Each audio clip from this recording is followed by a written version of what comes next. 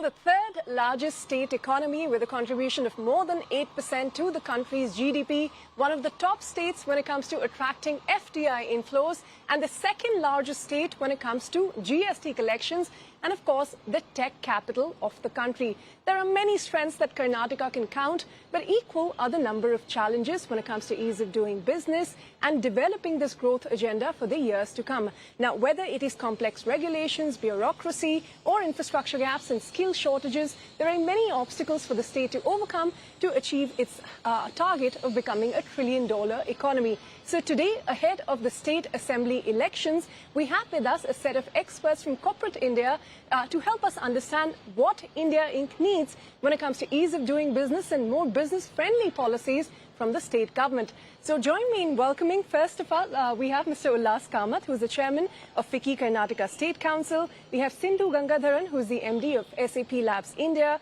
On my left is Mr. Abhishek Kapoor, who is the CEO of Puravankara Limited. On my right side again, Mr. Ajit Isaac, who is the chairman of Quest Corp. And we have with us Mr. B.V. Gopal Reddy, who is the president, Federation of Karnataka Chambers of Commerce and Industry. Sindhu and gentlemen, thank you very much for your time here on CNBC-TV18. And Mr. Kamath, since you represent the industry's voice, I'll start with you if you could lay the context for us in terms of the economy of Karnataka and what are its unique challenges. For instance, it is very much a services-driven state with 66% coming from there, but the workforce reliance is not proportionate. We have more than 41% reliance on agriculture, which contributes about 13-14% only. And we're also trying to be now a manufacturing hub. So what would you say are some of the key challenges and some of the key opportunities that the state of Karnataka presents? Thank you very much. I talk about the opportunity. See, Karnataka is undoubtedly one of the fastest growing state in the country. Right now we are growing at 13.7%, and that's the CAGR of the last 5 years. And if we grow business as usual, we'll be about 800 billion. But if we grow at 17%, we'll be a $1 trillion economy by 31-32. It's not a big task, and you see from the industry perspective. Yeah. The second one, which is more important for us, is the dependency on agriculture, as you rightly stated, is 41%, but 14.3% GSDP is coming from agriculture.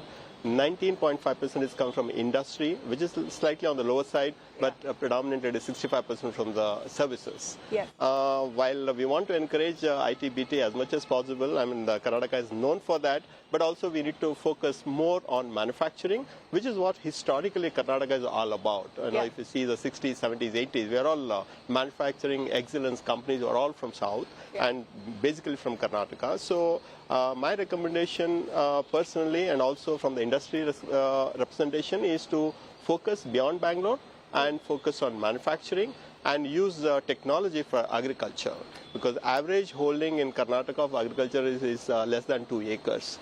That's very, very small. And also there are plenty of unused land by the government, which is called the wasteland, which can be utilized today's context for agriculture purpose.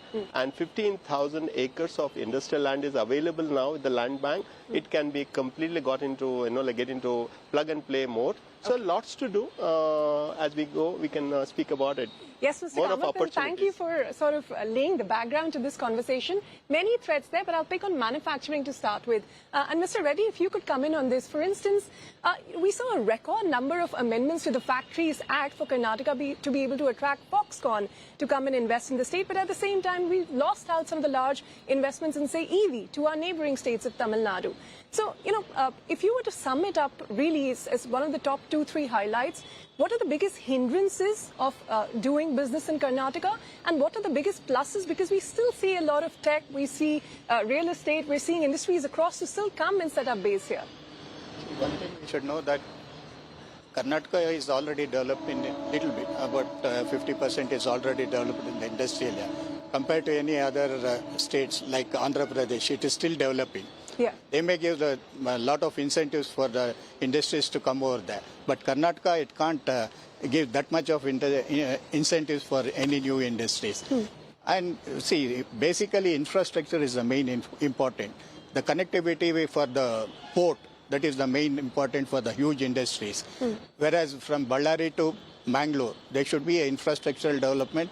The road connectivity should be there to develop North Karnataka. Abhishek, let me bring you into the conversation because As Purvankar, who's not just present in Karnataka, of course the bulk of your operations are here, as someone who's also done business with multiple other state governments, what has been the experience, whether it's come to streamlining the entire process, obtaining necessary approvals, etc., to start building projects? What does Karnataka have the other states do not, and vice versa? I think in terms of sanctions, taking projects live and approval turnaround time, I think there's a significant opportunity of improvement here.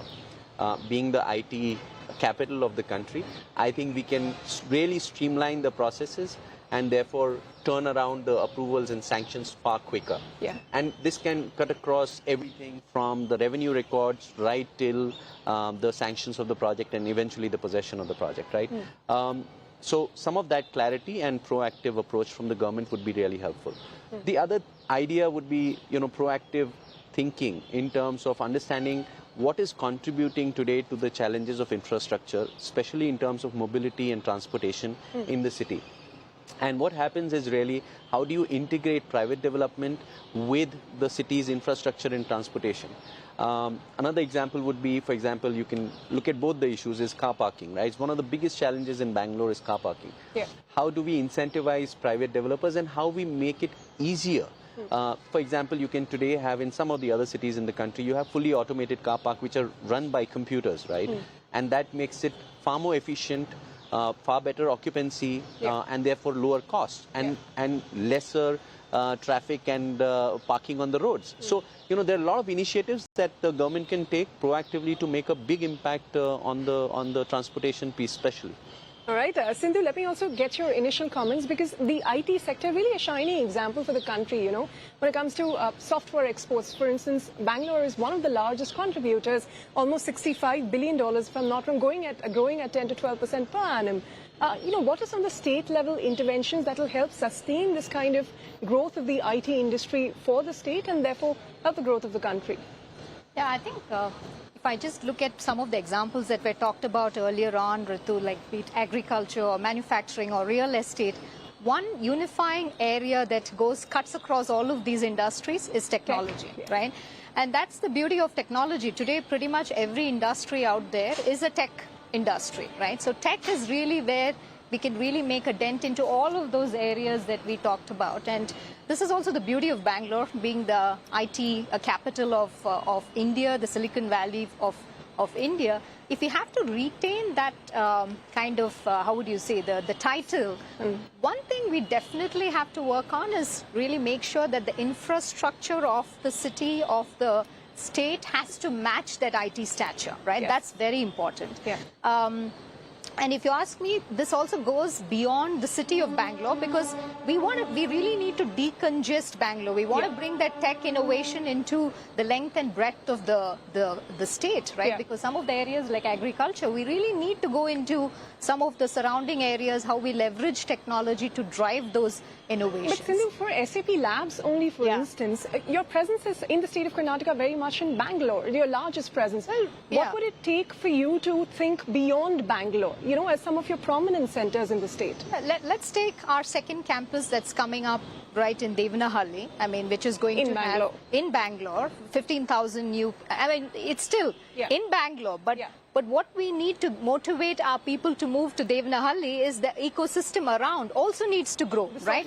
So the satellite towns. So if you go into Devanahalli, we still need hospitals. We still need social infrastructure for our people to be totally motivated to stay closer to the airport. So the same applies to even the other satellite towns, right? If I go to Kalaburgi or Shimoga or any of the other satellite towns, the only way to decongest Bangalore is to make sure that these satellite towns also grow in every aspect, right?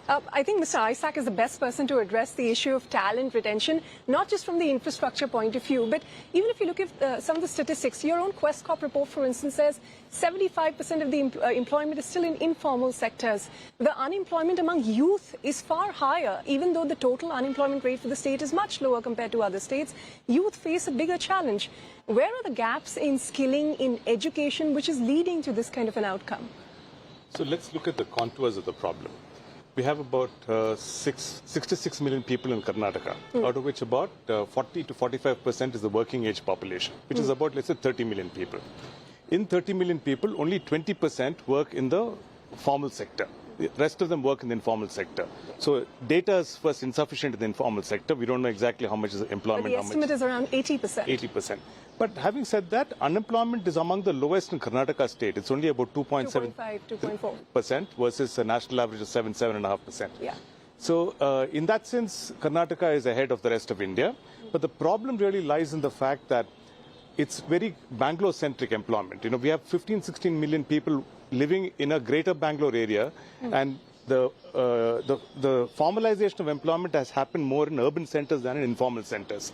So one of the things that Karnataka needs to focus on is the MSME segment. There are 63 million MSMEs in India, and a significant number of them in Karnataka.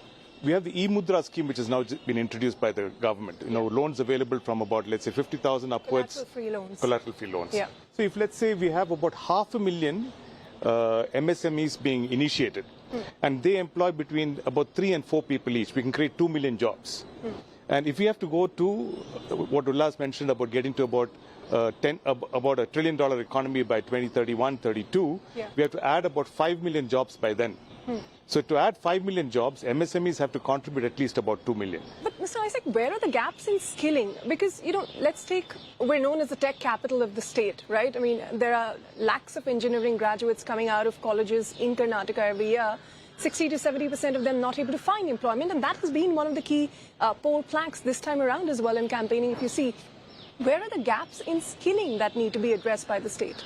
You know, so there are 2-3 points in this. There are about 70,000 primary schools in India.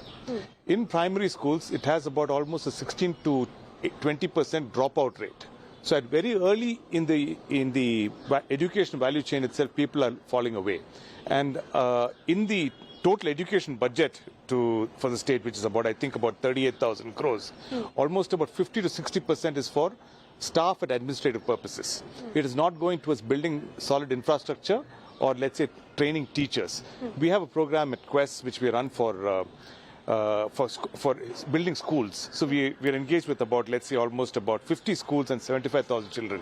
All the money goes into just rebuilding schools. The attendance per school went up from about 150 to about 230 per school, just by rebuilding infrastructure.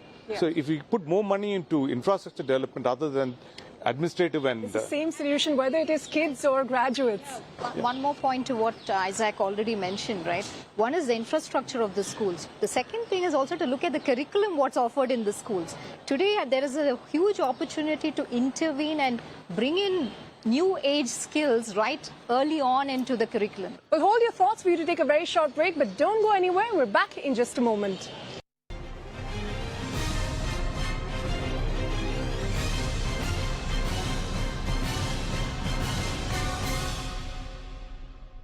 It's okay for us to nod for everything, because we are parrots. Yes. But your wealth manager? Shouldn't be doing that. You know? Choose Nuvama. We only do what's right for you and your money. Nuvama. Let's do it right. I am heat. AC gone. Blue Star on. Blue Star Fast Cool Inverter AC with voice command. Bye bye heat. Blue Star. एक है जमीन मेरी, एक है मौका मेरा, इसमें सब लगाऊंगा, अपने इरादों से मजबूत एक घर बनाऊंगा। हाँ शुक्ला जी, भिजवाना सिर्फ अल्ट्राटेक ही। अल्ट्राटेक ही क्यों? आप ही ने तो कहा था कि घर जिंदगी में सिर्फ एक ही बार बनता है। घर एक, मौका एक, इसलिए सीमेंट भी देश का number 1। UltraTech, India's number 1 cement. The all-new Hyundai Verna. Futuristic, ferocious. Dadu. Yes? What does premium mean? Beta, premium you can say is like petrol. The car will keep going till the time it has petrol. Once petrol is over, the car stops. But Dad, this time even if the petrol is over, our car won't stop. How come? With LIC's Jeevan Labh, even after the premium payment tenure is over, the policy's benefits continue. That means our journey of happiness will continue non-stop. LIC हर पल आपके साथ. Hey buddy.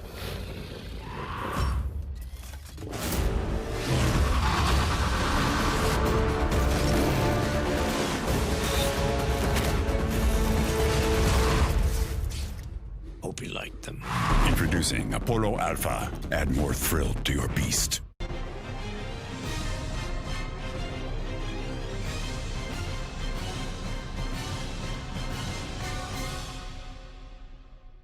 Welcome back to this Karnataka election special, where we're in conversation with experts from corporate India to understand what India Inc. wants ahead of the state assembly elections. Mr. Kamath, SMEs is one area he brought, of course, in a different capacity, but in terms of what is the state doing, whether infrastructure, credit support, specialized schemes. Now, the schemes that he was talking about, Mudra, for instance, these are national level schemes. From the state level, what is the kind of intervention that is required? Because it solves a lot of issues, including one of the key ones for employment. Yeah, we have submitted a detailed report on MSME to the government of Karnataka. All over the country, as they rightly said, that about 7 million MSMEs. Yeah. Average, they employ 2 people. It's not a big number, average. And in Karnataka, we have about 6 lakh MSMEs, and average is 1.5, the job created by them. And most of them in the past, till the GST and demonetization, everything was unorganized because MSMEs work unorganized in an organized way pre-GST era. What we are recommending to the government, one, we need to have easy money accessibility for them. And just to give you the NPA, the largest companies in the country, their NPA rate is about 20%. And if you take corporate sector NPA 20%? Yes. Big corporates, if you take, the NPAs are higher than the smallest. The tiny industries NPA is less than 8%. And the medium scale is about 15%. I'm talking including the COVID time. Yeah. So the small and medium enterprises who take 1 lakh, 2 lakh, 5 lakhs, 10 lakh, they're not the people who are defaulted. Their rates are about 12 to 13%. So what we are recommending to the government is that NPA norm is same for everyone. Yeah. But that has to be tweaked to the advantage of the MSMEs. MSME. That's something that would fall under the purview of the regulator, for instance. NPA classification does not really strictly fall in the government has to support that. Yeah. Government has to support that. But what are the state level policies? You know, these are regulatory. Recognition of stressed assets, for instance, does not fall under their purview. We are saying that you need to have MSME fund, maybe to start with 1,000 crore. And you can engage the MSMEs fund requirement in this intermediary period. And the biggest buyer of any business today is the government, and we need to earmark at least 15 to 25% of the business of the government should be given to the MSMEs. And the receivables are the biggest problem for MSME today. And there has to be, again, it's the government or the regulation, their money has to be paid within 15 days. Because they are struck from both the sides, MSMEs. They take it on credit, they sell on credit, and their working capital management is very, very pathetic. You're recommending something of a quota for MSMEs in procuring contracts? Or Absolutely, yeah. You need to support them. Is exactly what Mr. Isaac was saying. That in 6 lakh MSMEs, if they create 10 jobs per MSME over a period of next 10 years, we are 1 trillion. So this investment is a must. Mr. Reddy, what are your thoughts? I mean, do we need a quota for MSMEs? So MSME, they should regulations. They should ease down. Yeah. Because see, whenever they go for any clearance with the government, it take a long period. So MSMEs should be given an opportunity to start early. Regulations and everything should be easy for. There should be 2 policies, one for MSME and one for large industries. Then automatically the MSME will come forward for investments and all those things. Abhishek, let me come back to you about, one of the issues that dominated headlines not so long back, and that was the Karnataka State Contractors Association making allegations, on national television that sometimes they have to pay as much as 40%, 50% of the project value as commission, or rather, in other words, bribes, to be able to secure these projects from the government. Now, this is the State Association contractors saying this. I just wanted to understand from you honestly, I mean, is this just, the part and parcel parcel of doing business in the state, or do you think there are ways to be able to cut this red tape, so to speak, in the state? Look, I think the only way you can really cut this out, and that's what brings in efficiency in businesses. What's been your experience? I mean, we've worked with the contractors. So, you know, my view on this is obviously it's a challenge in the state and in the country. And what can change is really technology and transparency. If you make everything technology driven and everything which has got timelines for approvals and everything which is system driven, then you cut it out in private organizations or public organizations. This is something which you fundamentally change by changing processes and systems. I mean, I'll give you an example. Today, transit-oriented development is key to bring down the traffic problem, right? Now, how quickly can you approve it? How systematically can you do it will decide how well planned is the corporate development or the private development coming together in the city. But the speed has to be quick and has to be transparent and has to be technology driven. So tech is the answer. So Sindhu, let me bring you in. I mean, what sort of policies are required to build a robust digital infrastructure for the state? And if you could give us examples, how can use of newer technologies like AI, blockchain, how can that transform the business landscape for a state like Karnataka?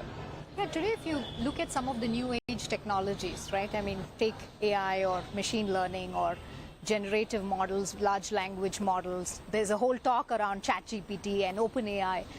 And there's a lot of fear as well in terms of how data is being used. And I think here the government can work very closely with the industry, very closely with the academia to also make sure that we take very deliberate decisions on how are we looking at ethical AI, how are we looking at data privacy, how are we looking at regulation of how data is being managed to train those large language models. And there's a lot that you don't need to just leave it to the corporates to decide, but come together, look at those core themes of where we want to focus on. And I have to tell you, the youth of today would just love to drive many of those in joint conversation with the government and really drive that kind of change. That's one thing. And if you look at some of those areas where technology is I mean, Abhishek, you mentioned, right? Transparency, the visibility of some of the KPIs that you're driving forward. How are the financial funds being invested in the different areas? I mean, if you give everybody that visibility and transparency, there is very less to err upon, right? And you just follow those. And that's where tech is the answer. There's no doubt to that. Well, so let me just get concluding comments from everyone else as well, starting with you, with Mr. Reddy. If you were to list down your top 2 asks from the state government, your wish list, so to speak, to improve the ease of doing business in the state, what would those be? Basically, all the policies are there. First, policy implementation, whichever... Implement what you're saying, policies, whichever policy is there, Karnataka has the policies.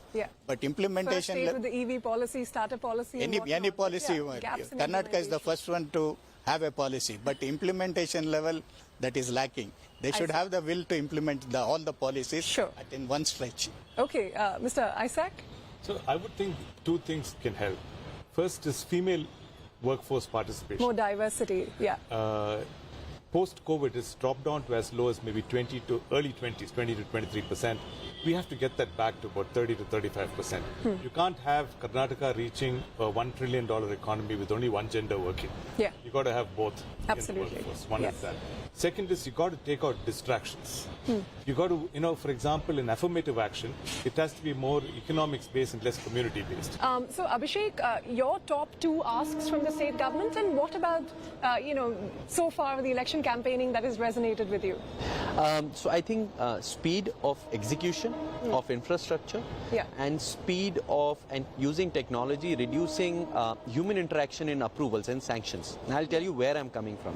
An example is income tax. Today, there is no income tax assessing officer. You apply, the system will process it. You don't need an engagement. The moment you take this human interaction away and drive it with process and technology, I think you'll streamline most of the challenge. And speed, speed of executing infrastructure. I mean, look at Hyderabad. Today, why has it become what it has become is the way they have gone about executing the infrastructure projects. That's my biggest ask. All right, Sindhu?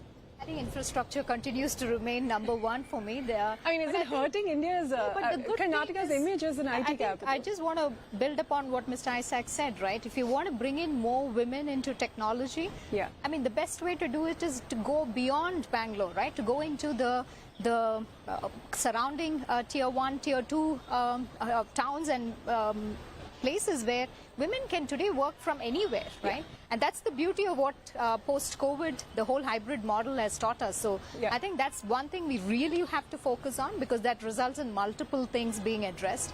The second thing, I want to go back to my point on more intervention at a much more earlier level in the education system. Bringing in coding, digital skills, right early on in the high school levels, right? It brings in more girls into tech, brings in more people who are equipped with tech that can support all the industries that we are talking about. Right, Mr. Kamath, you have the final word on your wish list from the state government. For me, Bangalore is the one which has to become a world city, world-class city, because wherever you go in the country, youth wants to come to Bangalore, and that you cannot stop them. And Bangalore is the place for every young to come here, so we need to fix that. Whatever the problems, little bit problem we have, we should fix that. And I'm an eternal optimist person. For me, the government will take very proactive decision in that. The secondly, the manufacturing, which is a little bit we are lost, focus, has to be beyond Bangalore. That's Hubli and Bangalore could be the destination for setting up massive manufacturing units. And Karnataka can be the producer for the country and also for the world. And lastly, tourism, which is very close to my heart. Karnataka has a coastline of 320 kilometers. Karnataka has heritage properties. Karnataka has a wildlife. Karnataka has gardens everywhere. Karnataka has everything, and also we are going to have 13 airports by 2029. With that in mind, I think, and also you can create massive jobs, as Isaac said, in tourism for our youth, and it can be a local people. So to that extent, our recommendation is to government that treat tourism as a game changer in this 1 trillion economy. And we certainly hope they are taking note. Thank you very much, Sindhu, all of you gentlemen, for your time here on CNBC-TV18. With that, we're going to wrap up this discussion. Thank you very much for watching. It's a goodbye from all of us.